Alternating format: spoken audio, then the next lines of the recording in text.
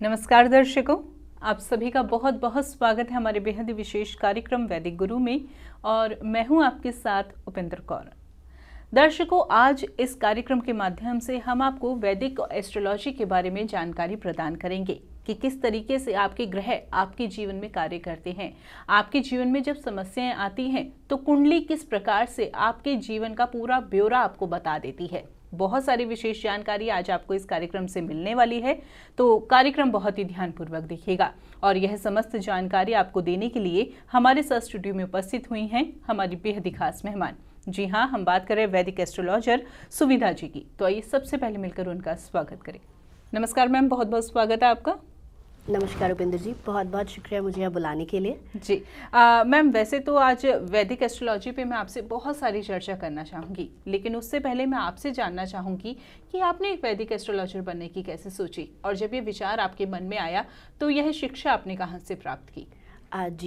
उपेंद्र जी, वैदिक एस्ट्रोलॉजी के प्रति मेरा रुझान, एक्चुअली ऑकल्ट के प्रति मेरा रुझान बचपन से ही था, लेकिन शादी के बाद बाकी दैनिक जिम्मेदारियों को निभाते हुए मैं इसकी तरफ अपना टाइम या नहीं डोनेट कर पाई जितना मुझे करना चाहिए था। हाँ जी। फिर मैंने वेबिनार अटेंड किया all India institute of occult science का, जो श्री गुरुदेव कश्यप जी ने ही ऑर्गेनाइज किया था। जब उन्होंने ऑकल्ट को, वैदिक एस्ट्रोलॉजी को हमें इंट्रोड्यूस किया तो मुझे रियलाइज़ हुआ कि कितना गूढ़ ग्रहण कर सकते हैं हम इस ज्ञान से, और ये हमारी लाइफ को कितना इम्पैक्ट करता है। मैं बहुत बहुत थैंकफुल हूँ इंस्टीट्यूट की, all India institute of occult science की, जिनकी वजह से मुझे लाइफ को देखने का मेरा नज़रिया ही बदल गया, जिससे मुझे ये समझ आया कि हमारी दैनिक जीवन में छोटी छोटी सुधार करने से, छोटी छोटी चीज़ों को अपनी लाइफ में ऐड ऑन करने से हम अपने जीवन को कितना प्रोग्रेसिव बना सकते हैं, हम अपनी ज़िंदगी में कितना कुछ नया ऐड कर सकते हैं, और अपने आसपास के लोगों की ज़िंदगी भी हम कितनी बदल सकते हैं। बिल्कुल, बहुत ही अच्छा लगा आपके इस सफ़र के बारे में जानकर कि कैसे आपने एक वैदिक एस्ट्रोलॉजर बनने की सोची और आपने यह मुकाम जो है ना आज प्राप्त कर लिया है। ऑल इंडिया इंस्टीट्यूट से आप कैसे जुड़ी? तो देखिए दर्शकों, सबसे पहले मैं आपसे यही कहना चाहूँगी कि यदि आपका भी एस्ट्रोलॉजी में इंटरेस्ट है, आप भी यह विद्या प्राप्त करना चाहते हैं, तो ऐसे में all India institute of occult science Delhi से आप भी जुड़ सकते हैं। कैसे आप इस इंस्टीट्यूट से जुड़ सकते हैं, उसके लिए डिटेल्स लगातार आपकी टीवी स्क्रीन पर दिखाई जा रही है। चलिए इसी के साथ कार्यक्रम में आगे बढ़ते हैं और अपने विषय पर चर्चा कर लेते हैं। जैसे कि मैम एक वैदिक एस्ट्रोलॉजर हैं आप, तो ऐसे में सबसे पहले मैं ना वैदिक एस्ट्रोलॉजी को ही समझना चाहूँगी कि वैदिक ज्योतिष की जब हम बात करते हैं तो ये है क्या? मैम, वैदिक ज्योतिष, वैदिक एस्ट्रोलॉजी को वैदिक एस्ट्रोलॉजी कहा ही इसलिए जाता है क्योंकि वो हमारे वेदों से आई है। वो हमारे शास्त्रों में हमेशा से है, और समय के साथ साथ जैसे जैसे लोगों ने उसका ज्ञान प्राप्त किया, उसे अपने दैनिक जीवन में उसका आवाहन किया, और वो हमारे दिनचर्या से उसे जोड़ा, अपने रूटीन से उसे जोड़ा।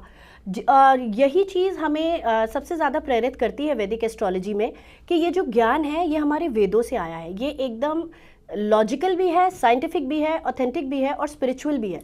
इससे आप जितना चाहें उतना अपनी लाइफ को बेटर बना सकते हैं। बिल्कुल, वैदिक ज्योतिष के बारे में, वैदिक एस्ट्रोलॉजी के बारे में हमने समझा, लेकिन ये किस प्रिंसिपल्स पर कार्य करती है? मैम, वैदिक ज्योतिष पूरी तरह हमारे कर्मों पर निर्भर करती है। हमारे संचित कर्म, हमारे प्रारब्ध, हम डे टू डे लाइफ में जो छोटे छोटे कर्म भी करते हैं वो किस तरह हमारी लाइफ को इम्पैक्ट करते हैं। हमने सिर्फ अगर एक्शन से किसी का बुरा नहीं किया, लेकिन मानसिक तौर पे ही अगर आप किसी के लिए सिर्फ बुरा सोच भी रहे हो तो वो भी कैसे आपके कर्मों को इफेक्ट करता है। अगर आपने बुरा किया वो तो आपके बुरे कर्मों में काउंट हो ही गया, लेकिन अगर आपने किसी के लिए बुरा सोचा भी, किसी को कर्ज किया भी, अभी आप किसी के साथ बैठे हैं, आप उसे बहुत प्रेज कर रहे हैं, उसे बहुत अप्लॉज कर रहे हैं, और उसकी पीठ घूमते ही अगर आपने उसे गाली दे दी, तो ये भी आपके अच्छे और बुरे कर्मों का हिस्सा बन जाता है। जी, यानी कि हम छोटी छोटी गलतियां करते हैं जिसके कारण से जो है समस्याएं हमारे जीवन में उत्पन्न होती है। आपने कर्मों की बात की, और आजकल ना हम कर्मों के बारे में बहुत सुनते हैं। हर कोई जो है कर्मा की बात करता है कि कर्म अच्छे करो या कर्मा आपको फल देंगे ही देंगे। तो ऐसे में कर्मों की जब हम बात कर रहे हैं तो ऐसे में एक क्वेश्चन मैं आपसे करना चाहूँगी कि कर्मों के भी क्या कुछ प्रकार होते हैं? जी बिल्कुल मैम, कर्मों के 2 प्रकार होते हैं। जैसे मैंने आपसे कहा, प्रारब्ध। प्रारब्ध वो जो हम अपने पिछले जन्मों से साथ ले आए हैं, जो हमारी डेस्टिनी में लिखा गया है, लेकिन हमारी फ्री विल भी उतनी ही ज़्यादा इम्पोर्टेंट है। अगर हमने इस जन्म में हर कदम पर अपने छोटे छोटे कर्मों में सुधार रखा, अगर हमने अपने बिहेवियर को प्लैनेट्स के अकॉर्डिंग रखा, अगर हमने अपने बड़ों को सम्मान दिया, छोटों को प्यार दिया, अगर हम अपने जीवन को सही दिशा में लेकर चल रहे हैं, कोई एस्ट्रोलॉजी के व्यू से नहीं, कोई न्यूमरोलॉजी के व्यू से नहीं, सिर्फ अपने कॉन्शियस से अगर हम अच्छा सोच रहे हैं, अच्छा कर रहे हैं, तो हम अपनी फ्री विल से भी अपनी लाइफ में आने वाली बहुत प्रॉब्लम्स को ठीक कर सकते हैं। बिल्कुल, बहुत अच्छे से आपने हमें समझाया कि कर्मों के भी क्या कुछ प्रकार होते हैं। लेकिन एक सवाल मैं आपसे यह करना चाहूँगी, जैसे कि आपने बोला कि वैदिक एस्ट्रोलॉजी के जो प्रिंसिपल्स हैं वो कर्मों पर डिपेंड करते हैं। अब जब जीवन में समस्याएं आती है तो हम यह कैसे समझें कि यह समस्याएं किन कर्मों के कारण हमें झेलनी पड़ रही है? मैम, ये प्लैनेट्स पे, ये दरअसल इस चीज़ पर डिपेंड करेगा कि समस्या हमें किस चीज़ से रिलेटेड आ रही है। अगर आप अपने पिता का सम्मान नहीं कर रहे, अगर आप लेजी हैं, आप समय से उठ नहीं रहे, अगर आप अपनी ड्यूटी को लेकर कॉन्शियस नहीं हैं, अगर आप में एरोगेंस बहुत ज़्यादा है, तो आप अपना सूर्य खराब कर रहे हैं, जो आपको नेम, फेम, मनी, इन चीज़ों से वंचित कर देगा। अगर आप घर की फीमेल्स का सम्मान नहीं करते हैं, अगर आप वर्क प्लेस पे औरतों से रिस्पेक्टेबली बिहेव नहीं करते हैं, तो आप अपना शुक्र जाने अनजाने में ख़राब कर रहे हैं, जो आपकी लाइफ से लग्जरीज को वंचित कर देगा। इसी तरह हर प्लैनेट का अपना एक दायरा है। हाँ, वो हमसे कुछ मांगते नहीं हैं, लेकिन हमारी डे टू डे लाइफ, हमारे रूटीन और हमारी बोली हुई बातें, हमारे हाथों से हुए कर्म, हमारे मन से हुए कर्म, इन चीज़ों का बहुत इम्पैक्ट करते हैं। बिल्कुल, यहाँ पर आपने बहुत अच्छे से हमें एक बात समझाई कि जो हमारे प्लैनेट्स हैं वो हमारे संबंधों से भी जो है रिलेट करते हैं। तो इसमें प्लैनेट्स के बारे में और गहराई से मैं आपसे समझना चाहूँगी कि जो हमारे प्लैनेट्स हैं वो कौन से हमारे ब्लड रिलेशंस या कौन से रिलेशंस से संबंध रखते हैं? मैम, जैसे सबसे पहले हम सूर्य की बात करते हैं, क्योंकि सूर्य राजा हैं हमारे ग्रहों के। सूर्य को हेड ऑफ द फैमिली और फादर से हम डिनोट करते हैं। अगर आप अपने पिता की रिस्पेक्ट कर रहे हैं, बेशक आपकी कुंडली में आपका सूर्य कैसा भी होकर बैठा है, लेकिन अगर आप अपने पिता की तरफ रिस्पेक्टफुल हैं, आज्ञाकारी हैं, हाँ, जनरेशन गैप बहुत मैटर करता है। हो सकता है कुछ चीज़ें जो आज हम कह रहे हैं वो नहीं समझ पा रहे, या जो वो कह रहे हैं हम नहीं समझ पा रहे, लेकिन उस चीज़ को बहुत आराम से बैठकर, समझकर, समझाकर हल निकालिए, ना कि उनके साथ हम गलत बर्ताव करें, या हम उनके साथ रूड हो जाएं, या हम उन्हें ये कहें कि भाई हम बहुत अपडेटेड हैं और आप बहुत ओल्ड स्कूल हैं और हमारी और आपकी सोच नहीं मिलती। देखिए, ये तो इस जनरेशन और ये तो हमेशा दो जनरेशन के बीच का गैप रहेगा ही। पर अगर आप अपने पिता की तरफ सम्मानपूर्वक हैं, अगर आप सरकार की तरफ, लोगों को सरकार को कर्ज करने में बहुत मज़ा आता है, सरकार भी सूर्य है। अगर आप गवर्नमेंट के, अगर आपका कोई रोल ही नहीं है किसी चीज़ में गवर्नमेंट से रिलेटेड, फिर भी आप अपना सिर्फ टाइम पास करने के लिए हर चीज़ में गवर्नमेंट को क्रिटिसाइज़ कर रहे हैं, ये भी आपके सूर्य को ख़राब करता है, और जाने अनजाने हम लोग ये चीज़ें करते हैं। इसी तरह अगर आप अपनी माता या अपनी मदरली फिगर लेडीज़ के साथ अच्छा रिलेशन नहीं रखते हैं, तो आप कहीं ना कहीं अपने चंद्रमा को इम्पैक्ट कर रहे हैं। चंद्रमा एक बहुत इमोशनल प्लैनेट है, it is a water planet. वो आपसे कुछ नहीं मांगता, जैसे माँ आपसे कुछ नहीं मांगती, उसको हर वक्त आपकी सिर्फ चिंता ही है। आप रात को 12 बजे भी घर आओगे, वो जगी रहेगी इस चिंता में कि आपने खाना खाया या नहीं खाया। बेशक आप खा कर आए हो, पर वो ही कंसर्न हमसे चंद्रमा का है। वो हमारे इमोशन को, देखिए आप अभी यहाँ बैठे बैठे सोचें अगर कुछ खाने के बारे में, तो अभी आपके मन में उसकी इमेज बन जाएगी। कहीं जाने के बारे में, तो अभी आपके मन में उसकी इमेज बन जाएगी। क्योंकि इतनी तेज़ कोई नहीं भाग सकता जितनी तेज़ मन भागता है, और मन को कंट्रोल करता है चंद्रमा। अगर आप अपनी मदर के साथ बहुत अच्छे रिलेशन में हैं, अगर आप उनकी ब्लेसिंग्स के साथ चलते हैं, आपका आपके मन पे कंट्रोल रहता है, आपका एंग्जाइटी पे कंट्रोल रहता है, आप बहुत सारी गलतियों से यूं ही बच जाएंगे। उसी तरह मंगल हमारे भाई या हमारे फ्रेंड सर्कल को डोनेट करता है, उनके साथ हमारा रिलेशन कैसा है। मंगल के साथ, मंगल आपको सब कुछ देता है, करेज देता है, हार्डवर्क देता है, आपको रिकॉग्नाइजेशन देता है। आप कुछ भी करने का सोच लें, अगर आप एफर्ट ही नहीं करेंगे तो वो काम होगा ही नहीं। वो एफर्ट करने की ताकत आपको मंगल देता है। आपका आपके भाइयों के साथ रिलेशन कैसा है, वो उससे आपके मंगल की स्ट्रेंथ का पता चल जाता है।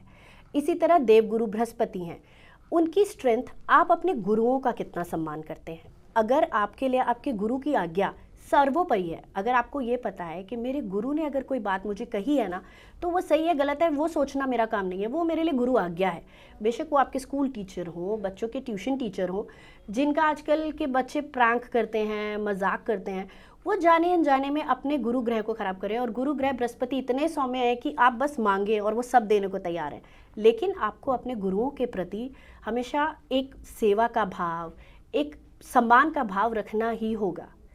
आप अपने घर में अपनी, अगर आप मेल हैं और आप अपनी वाइफ को रिस्पेक्ट नहीं दे रहे, बेशक आप माँ लक्ष्मी की कितनी भी पूजा कर लीजिए, बेशक उन्हें सर से लेके पैरों तक आप सोने से भर दीजिए, उनकी कृपा आप पर नहीं होगी, आपकी लाइफ में लग्जरी नहीं आएगी। लेकिन जो आपके घर की लक्ष्मी है, अगर आप उसे सम्मान दे रहे हैं, अगर आप उसे अपने सर माथे पे रख रहे हैं, तो माँ लक्ष्मी की कृपा आप पर होगी ही होगी। और फिर आते हैं शनिदेव, जो सब जिनको लोगों ने बहुत ज़्यादा एक ऐसी इमेज बना दी है कि वो सिर्फ आपको दंड ही देने आते हैं। देखिए, वो दंडाधिकारी हैं, लेकिन वो दंड लेने नहीं आते, वो हमें जीवन का सही तरीका सिखाने आते हैं। वो हमसे सिर्फ डिसिप्लिन मांगते हैं। वो सिर्फ ये चाहते हैं कि जो लोग आपसे नीचे हैं, जो आपके अंडर काम कर रहे हैं, जो आपके सबॉर्डिनेट्स हैं, आप उनके प्रति रिस्पेक्टफुल रहें, आप उन्हें वो इज्जत दें जो उन्हें आपको देनी चाहिए। आप ये मत सोचिए कि मैं बॉस हूँ और ये सबॉर्डिनेट है तो मैं उसे ऑर्डर कर सकता हूँ। शनिदेव हमसे सिर्फ इतना ही मांगते हैं कि हम अपना बिहेवियर, अपना कंडक्ट अपने स्टाफ के प्रति, अपने सबॉर्डिनेट्स के प्रति, अपने हेल्पर्स के प्रति हमेशा पॉजिटिव रखें। आपने बहुत अच्छे से अभी हमें बताया कि किस ग्रह का संबंध हमारे किस रिलेशन से, यानी कि किस संबंधी से होता है, लेकिन राहु और केतु का आपने नहीं बताया। राहु और केतु किससे हमारा संबंध रखते हैं? मैम, राहु भ्रांति भी है और भ्रम भी है। राहु है सोशल मीडिया, राहु है आप जो टाइम बहुत ज़्यादा अपना फ़ोन को डोनेट कर रहे हो, इंटरनेट को डोनेट कर रहे हो। एक्चुअली हम जो कलयुग में है ना, इसमें सबसे ज़्यादा इम्पैक्ट हम लोगों पर राहु का ही है, क्योंकि हम लोग अगर राहु हमें हमारे लक्ष्य से, हमारे समय से भटकाता है। आप एक बार अपना फ़ोन ले लीजिए और आप स्क्रॉलिंग शुरू कीजिए तो आपको समय का कोई एहसास नहीं होगा। लेकिन यही 1 घंटा अगर आपको पूजा करनी है तो आप उसमें 10 बार घड़ी देखोगे कि अभी 1 घंटा हुआ नहीं, अभी मेरा जाप पूरा हुआ नहीं। तो राहु एक डिल्यूजन है जो आपको अपने साथ आकर्षित भी करता है, वो आपके समय को भी यूज़ कर लेगा और आपको एहसास नहीं होने देगा। केतु स्पिरिचुअलिटी है, वो कहता है आपको कि आप सब कुछ छोड़ दो और अपने अंदर झांको, अपनी गलतियों को सुधारो। केतु को आपसे कुछ नहीं चाहिए, उसे सिर्फ आपसे सेल्फ कॉन्शियस चाहिए। पर राहु को सब कुछ चाहिए जो आपके पास है। वो आपके अंदर ये भ्रांति, ये भ्रम फैलाता है कि मेरे पास हर चीज़ का आधिपत्य होना चाहिए। बहुत अच्छे से आपने हमें 9 ग्रहों के बारे में समझाया। साथ ही साथ आपने यह भी बताया कि वैदिक एस्ट्रोलॉजी जो है उसके प्रिंसिपल्स क्या है, यानी कि कर्मा के ऊपर डिपेंड करता है सब कुछ, और ग्रहों के बारे में भी आपने बहुत अच्छे से समझाया। लेकिन जैसे कि मैंने प्रोग्राम की शुरुआत में कहा था कि कुंडली एक बहुत महत्वपूर्ण भाग है वैदिक एस्ट्रोलॉजी में, तो कुंडली के बारे में हम आपसे समझना चाहेंगे कि आखिर कुंडली है क्या, और कुंडली के माध्यम से कैसे हम अपने जीवन के बारे में सब कुछ जान लेते हैं। मैम देखिए, कुंडली में मेन होते हैं 12 भाव, 1 से लेके 12 जो हमारी राशियां हैं। हर भाव में एक राशि का आधिपत्य होता है और 9 ग्रह होते हैं जो उन्हीं भावों में बैठे होते हैं। हो सकता है आपकी कुंडली में किसी एक पर्टिकुलर भाव में 1 से ज़्यादा ग्रह भी बैठे हो, लेकिन जो इन 12 भावों में 9 राशियां हैं वो हमारी लाइफ के हर एस्पेक्ट को हर जगह से इम्पैक्ट करती हैं। सबसे पहले किसी की भी कुंडली में जो सबसे पहला घर होगा, जिसे हम लगन के नाम से जानते हैं, उसी से बनती है हमारी पर्सनालिटी। हम कैसे दिखते हैं, हम कैसे बात करेंगे, हमारा आचरण कैसे होगा, हमारा बिहेवियर कैसे होगा, वो हमारे लगन पर डिपेंड करता है। कुंडली का दूसरा घर, जिसे हम परिवार से डिनोट करते हैं, हमें फैमिली कैसी मिलेगी, हमारे साथ हमारे घर का माहौल कैसा होगा। तीसरा भाव, जिसे हम अपने भाई बहन, अपने दोस्त, अपनी सोसाइटी से देखते हैं कि उसमें जिस तरह के ग्रह बैठे होंगे उसी तरह के आपको सिबलिंग्स मिलेंगे, उसी तरह का आपका सोसाइटी में इमेज बनेगा, उसी तरह का आपके अंदर विल पावर होगा। और चौथे घर को हम सुख भाव कहते हैं, जिसे हम आपको मदर के साथ आपके रिलेशन कैसे होंगे, आपकी मदर की हेल्थ कैसी रहेगी, आपको घर का, भूमि का, वाहन का सुख कैसा मिलेगा, ये सब आप 4th हाउस से देखते हैं। पंचम घर होता है सुत भाव, जिससे हमारी एजुकेशन, हमारी संतान, हमारे रिलेशनशिप्स देखे जाते हैं। छठा घर होता है रिपु, रोग और शत्रु का। आपकी लाइफ में आपको कैसी बीमारियां हो सकती हैं, आपकी जॉब कैसी रहेगी, आपको लोन्स के साथ किस हद तक डील करना पड़ सकता है, ये सब हम 6th हाउस से देखते हैं। 7th हाउस होता है आपके स्पाउस का, आपको पार्टनर कैसा मिलेगा, आपका जीवन साथी कैसा होगा, आपकी मैरिड लाइफ कैसी होगी, ये हम 7th हाउस से देखते हैं। अष्टम घर होता है हमारे ससुराल का और हमारे इंश्योरेंस, हमारे अकल्ट की तरफ हमारा रुझान। और 9th हाउस हमारे भाग्य का घर होता है, हमारा किस्मत, हमारी स्पिरिचुअलिटी, हमारे गुरु हमारी लाइफ में क्या रोल प्ले करने वाले हैं। 10वें घर से हम अपने पिता से अपने रिलेशन, अपने करियर में अपनी ग्रोथ और हम किस फील्ड में जाकर काम कर सकते हैं आगे, वो हम 10th हाउस से देखते हैं। 11वां घर जिसे हम लाभ स्थान कहते हैं, उससे पता चलता है कि लाइफ में हम किस हिसाब से काम करके कितना लाभ या प्रॉफिट या इनकम अपनी लाइफ में जनरेट करेंगे।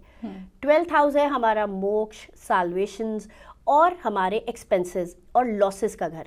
तो इसी तरह हम इन 12 घरों का चक्कर कंप्लीट कर लेते हैं अपने लाइफ टाइम में, जन्म से लेकर मृत्यु तक सब इन 12 घरों में ही है। यानी कि कुंडली के 12 भाव के बारे में आपने हमें बहुत अच्छे से समझा दिया। लेकिन मैम एक सवाल मैं यहाँ पर आपसे करना चाहूँगी। कहते हैं कि कुंडली हमारी जब बनती है तो उसके लिए हमें डिटेल्स जो चाहिए होती है, उसमें हमें जन्म का समय चाहिए होता है, जन्म की तारीख चाहिए होती है, जन्म स्थान चाहिए होता है। लेकिन कुछ लोग हम में से ऐसे भी होते हैं जिनके पास अपनी जन्म की पूरी डिटेल्स नहीं होती, या तो उन्हें डेट ही नहीं मालूम होती, समय तो दूर की बात है, या कुछ लोग ऐसे होते हैं कि डेट मालूम है, स्थान मालूम है, लेकिन समय नहीं मालूम। तो ऐसे में उनकी कुंडली कैसे बनेगी और वो अपने जीवन के बारे में कैसे जान पाएंगी? मैम, अगर उन्हें कभी कोई ऐसी सिचुएशन आती है लाइफ में जब उन्हें लगता है कि हमें कुंडली की ज़रूरत है या हमें किसी परामर्श की ज़रूरत है, किसी एस्ट्रोलॉजर से हमें एक गाइडेंस की ज़रूरत है, और वो किसी प्रॉब्लम में या किसी ऐसी सिचुएशन में है जो वो खुद रास्ता नहीं निकाल पा रहे हैं और वो किसी की हेल्प चाह रहे हैं, तो ज्योतिष में इसका बहुत अच्छा एक साधन है जिसे हम प्रश्न कुंडली कहते हैं। उसी समय के हिसाब से वो कुंडली बनती है और उस जातक का जो भी प्रश्न होता है उसका उसमें आप पूरा उसको गाइड कर सकते हैं, उसके प्रश्न का हल उसमें उसे पूरी तरह से मिल सकता है। बिल्कुल, यहाँ पर हमने बहुत कुछ विशेष अभी आपसे जाना, और भी विशेष जानकारी मैं आपसे ज़रूर प्राप्त करना चाहूँगी। लेकिन दर्शकों, मैं आपसे एक बात कहना चाहूँगी कि यदि आपका भी ऑकल्ट के प्रति इंटरेस्ट है, यानी कि आप भी ज्योतिष शास्त्र को समझना चाहते हैं, सीखना चाहते हैं, यह विद्या प्राप्त करना चाहते हैं, तो ऐसे में आप भी all India institute of occult science Delhi से जुड़ सकते हैं। कैसे आप इस इंस्टीट्यूट से जुड़ सकते हैं, उसके लिए डिटेल्स लगातार आपकी टीवी स्क्रीन पर दिखाई जा रही है। चलिए इसी के साथ कार्यक्रम में आगे बढ़ते हैं। अब जैसे कि हमने कुंडली से पहले आपसे चर्चा की थी कुंडली के 12 भाव के बारे में, और उससे पहले आपने हमें जानकारी प्रदान की थी हमारे ग्रहों के बारे में। अब मैं आपसे एक प्रश्न करना चाहूँगी कि हर इंसान का बिहेवियर अलग होता है, तो क्या इंसान का जो बिहेवियर होता है वो भी हमारे ग्रहों पे डिपेंड करता है, और जो हमारे इमोशंस होते हैं वो भी क्या हमारे ग्रहों पे डिपेंड करते हैं? मैम, काफ़ी हद तक ऐसा होता है, लेकिन मैंने अपने एक्सपीरियंस में ऐसा भी देखा है कि आपकी कुंडली बहुत स्ट्रांग है, आपके बहुत ग्रह मजबूत है, लेकिन अगर आप उनके विरुद्ध जा रहे हैं, अगर आप अपने बिहेवियर में, अपने कंडक्ट में वो चीज़ें ला रहे हैं जो आपके प्लैनेट्स को कमज़ोर कर रही हैं, तो ये आपकी ही गलती है। लेकिन अगर आप किसी की सही गाइडेंस से, अगर किसी के सही सपोर्ट से आप अपने बिहेवियर में कुछ चेंजेस ले आते हैं और अपने ग्रहों के अनुकूल काम करने लगते हैं, तो आप लाइफ में ग्रोथ 100% पाएंगे। और अगर आप किसी की गाइडेंस नहीं भी लेते, आप यही वो बेसिक चीज़ें जो हमेशा से हमारी फैमिली से और हमारे शास्त्रों से हमें सिखाई गई हैं कि आप अपने पेरेंट्स की रिस्पेक्ट कीजिए, आप दिन की शुरुआत सूर्य को जल देने से कीजिए, माँ बाप का आशीर्वाद लेके घर से निकलिए, छोटे भाई बहनों के प्रति, बड़े भाई बहनों के प्रति जेलेसी का भाव ना रख के सपोर्ट का भाव रखिए। अगर आप किसी फीमेल से मिल रहे हैं तो उसके प्रति रिस्पेक्टफुल रहिए, किसी के साथ गलत शब्दों का इस्तेमाल ना करें, अपने स्टाफ के साथ हमेशा एक हेल्पफुल सपोर्ट की तरह उन्हें ट्रीट करें। ऐसे नहीं कि आप उन्हें पे कर रहे हो और वो आपके लिए काम कर रहे हैं। तो ये छोटे छोटे चेंजेस, राहु से दूर रहिए, जंक फूड अवॉइड कीजिए, फ़ोन स्क्रीन आजकल तो देखिए पार्ट ऑफ द लाइफ है, जिस हद तक ज़रूरी है वो आपके काम का हिस्सा है ज़रूर, लेकिन जब वो आपके काम का हिस्सा नहीं है, जब आपके लिए वो बहुत ज़रूरी नहीं है, तो उससे खुद को ब्रेक दीजिए। तो आप उसी से अपने ग्रहों के अनुकूल हो जाएंगे, आप अपनी लाइफ को बहुत पॉजिटिव ट्रैक पर ले जाएंगे। चलिए, अभी तक हमने ग्रहों के बारे में जाना, कुंडली के बारे में समझा, कर्मा के बारे में समझा। अब मैं आपसे ना राशियों के बारे में समझना चाहूँगी, क्योंकि वैदिक एस्ट्रोलॉजी में राशियाँ जो है महत्वपूर्ण भाग हैं। तो ऐसे में 12 राशियों के बारे में आपसे समझना चाहेंगे, और साथ ही साथ 12 राशियों के अकॉर्डिंग मनुष्य का बिहेवियर भी आपसे समझना चाहेंगे 1 to 1। जी मैम, सबसे पहली राशि वैदिक एस्ट्रोलॉजी में है मेष राशि, एरीज। इसके स्वामी होते हैं मंगल। एरीज क्योंकि मंगल से गवर्नड है, और मंगल आपके अंदर एक्टिवनेस लाता है, अग्रेशन लाता है, वो आप में कोई भी काम करने की चाहत जगाने वाला ग्रह है। अगर आप एरीज राशि के हैं, अगर आपकी राशि एरीज है, तो सबसे पहले तो आपके अंदर थोड़ा अग्रेशन तो होगा ही होगा, लेकिन आप में कोई भी काम करने का एक बोल्डनेस, एक जज्बा ज़रूर होगा। और अगर ऐसा नहीं है तो इसका मतलब आप उसके अनुकूल नहीं चल रहे। आपको लेज़ी नहीं होना चाहिए, आपको वर्कआउट करना चाहिए, अपनी बॉडी को फिट रखना चाहिए, और फिर यही बिहेवियर आपके अंदर उसी चीज़ की स्ट्रेंथ को और बढ़ा देगा। दूसरे नंबर पे हमारी राशि आती है टॉरस, वृषभ राशि, जिसके स्वामी है शुक्र। शुक्र है इसलिए वो राशि बहुत सौम्य है, फेमिनिन है, वो बहुत सॉफ्ट स्पोकन है, मैनेजेबल है। ये राशि आपसे कुछ नहीं मांगती, ये मांगती है आपसे हर चीज़ को मैनेज करके चलिए। आपको जो भी टॉरस राशि वाले लोग मिलेंगे उन्हें सफाई बहुत पसंद होगी, उन्हें मैनेजमेंट बहुत पसंद होगी, उन्हें सजना संवरना, ग्रूम्ड रहना बहुत पसंद होगा। तीसरे नंबर पर जेमिनी यानी मिथुन राशि आती है, जिसके स्वामी है बुध। बुध यानी बुद्धि, इंटेलिजेंस। ये मिथुन राशि वाले जातक बहुत इंटेलिजेंट होते हैं। अपनी इंटेलिजेंस को वो हर जगह सही तरीके से सही समय पे यूज़ करना जानते हैं। वो अपने आप को हमेशा सही सिचुएशन में कैसे प्रेजेंट करना है उन्हें पता है। अगली राशि आती है कर्क, जिसके स्वामी है चंद्रमा। ये भी चंद्रमा से गवर्न होती है, इसलिए बहुत सौम्य राशि है। ये आपके बिहेवियर को बहुत सॉफ्ट बनाती है, ये आपको बहुत ज़्यादा केयरिंग बनाती है। आप लोगों की तरफ बहुत ज़्यादा सॉफ्ट रहेंगे, केयरिंग रहेंगे, आपको हर किसी की चिंता रहेगी, हर किसी के लिए आपके मन में कोमल भाव ही रहेगा। पांचवी राशि है लियो यानी सिंह राशि, जिसे गवर्न करते हैं सूर्य। अब सूर्य से रूल हो रही है तो इस राशि में थोड़ा बॉसी एटीट्यूड, थोड़ा they want to stand out loud, उन्हें नज़र आना पसंद है, उन्हें अपनी पर्सनालिटी में झुकना पसंद नहीं है, उन्हें अपनी पर्सनालिटी में हार मानना पसंद नहीं है, और उन्हें अपने आप को हमेशा एक बॉस लेवल पे रखना, और वो कैरी भी करते हैं इस चीज़ को बहुत अच्छे से, वो अपने एटीट्यूड को बहुत अच्छे से कैरी कर लेते हैं। छठे नंबर पे आती है हमारी कन्या राशि यानी वर्गो, जिसके फिर से स्वामी होते हैं बुध। वर्गो राशि वाले लोग बहुत कैलकुलेटिव होते हैं, वो बहुत अच्छे से अपनी बात, उनकी कम्युनिकेशन ही उनकी ताकत है। वो अपनी बात ऐसे कहेंगे कि आपको लगेगा कि हाँ अगर इसने कही है, मतलब उन्हें कन्विंस करने की उनमें पूरी ताकत है, उनकी कम्युनिकेशन बहुत स्ट्रांग है। वो हर चीज़ को बहुत अच्छे से कहेंगे, सुनेंगे और समझेंगे। वो बहुत अच्छे बात तो करते ही हैं, वो बहुत अच्छे लिसनर भी होते हैं, तो आप उनसे बात करके हील हो जाएंगे। अगली राशि है तुला यानी लिब्रा। जैसे लिब्रा का साइन ही है ना, उसमें एक तराजू दिखेगा आपको, ये भी रूल होती है शुक्र से, लेकिन इन लोगों को अपनी लाइफ में बैलेंस चाहिए। इनकी पूरी ज़िंदगी वर्क लाइफ बैलेंस में ही निकल जाती है। इन्हें हर चीज़ कैलकुलेटिव टाइम पे चाहिए, समय से उठना, समय से खाना, समय से काम करना। और इनके साथ एक छोटी सी कॉम्प्लिकेशन ये है कि अपने आसपास के लोगों से भी यही एक्सपेक्ट करते हैं कि वो भी घड़ी के साथ साथ और इनके साथ साथ चले। आठवें नंबर पे जो राशि आती है वो है वृश्चिक यानी स्कॉर्पियो। स्कॉर्पियो भी मंगल से रूल होती है, बहुत मिस्टिक है। इसके अंदर आप ये देखोगे कि जिसकी भी स्कॉर्पियो राशि है ना, उसके मन में क्या चल रहा है आप जान ही नहीं पाएंगे। वो बहुत सीक्रेटिव हैं, बहुत इंट्रोवर्ट है, बहुत इंट्यूटिव हैं। उनके मन में क्या चल रहा है वो जानते नहीं हैं, पर आपके मन में क्या चल रहा है वो समझ लेंगे। 9th आती है हमारी राशि धनु यानी सैजिटेरियस। इस राशि के स्वामी हैं गुरु बृहस्पति। बृहस्पति देव की राशि होने के कारण ये बहुत इंटेलिजेंट हैं, इनके अंदर स्पिरिचुअलिटी है, इनके अंदर हार्डवर्क करने की तरफ मोटिवेशन है, और ये लोगों को भी बहुत अच्छा मोटिवेट करते हैं। ये बहुत अच्छे टीचर्स, स्पिरिचुअल लीडर्स और हीलर्स होते हैं। 10वें नंबर पे हमारी राशि आती है मकर, जो शनिदेव की राशि है। मकर राशि वाले लोग बहुत हार्डवर्किंग होते हैं, बहुत रूटेड होते हैं। उनके अंदर आपको कहीं भी कोई अग्रेशन या गुस्सा, कभी भी उनके अंदर कोई प्राउड आपको नज़र नहीं आएगा। उन्हें अपने काम से काम रखना है, उन्हें दूसरों की मदद करनी है, लेकिन उनके लिए अपना आप भी उतना ही प्रायोरिटाइज करके चलना है उनको। उन्हें कोई मतलब नहीं कि कोई तीसरा बंदा उनके बारे में क्या सोच रहा है। 11वें नंबर पे हमारी कुंभ राशि आती है, ये भी शनिदेव ही इसके अधिपति हैं। कुंभ राशि वाले भी थोड़े सीक्रेटिव होते हैं, वो लोगों की पर्सनालिटी को बहुत जल्दी रीड कर लेते हैं। वो बहुत जल्दी अंदाज़ा लगा लेते हैं कि अगर उन्होंने कोई काम किया और उन्हें आइडिया लग गया कि ये काम मेरे से सही नहीं हुआ है ना, तो वो उसको समझ भी लेंगे, उसको ठीक कर भी लेंगे, और उनको अपनी गलती मानने में या उनको सिचुएशंस के साथ जल्दी जल्दी एडजस्ट होने में कभी कोई प्रॉब्लम नहीं होती। हमारी आखिरी राशि है मीन यानी पाइसेस। इसके भी अधिपति हमारे गुरु बृहस्पति हैं। पाइसेस राशि वाले लोग बहुत सीक्रेटिव होते हैं, लेकिन वो अपने काम में अपने अगर उनको प्यार चाहिए, उनको कंफर्ट चाहिए, उनके लिए सबसे ज़्यादा इम्पॉर्टेंट है कि आप, क्योंकि वो किसी के साथ भी ना दिल से जुड़ जाते हैं, उनके लिए दिखावा मैटर नहीं करता, और अगर आप उनसे दिल से जुड़े हो तो वो आपके लिए कुछ भी करेंगे, किसी भी लिमिट तक जाएंगे। बिल्कुल, हमने बहुत अच्छे से 12 राशियों के बारे में समझा और 12 राशियों के अकॉर्डिंग ह्यूमन बिहेवियर को भी समझा। इसी के साथ साथ एक सवाल मन में आया है, जैसे कि अभी नया साल लगा ही है 2025, तो ऐसे में यह जानना चाहूँगी कि यह साल कैसा रहेगा सबके लिए। मैम वैदिक एस्ट्रोलॉजी के हिसाब से हमारा नया साल 30 मार्च 2025 को, जब चैत्र नवरात्रि स्टार्ट होगी तब स्टार्ट होगा। और उस साल के राजा हैं सूर्य।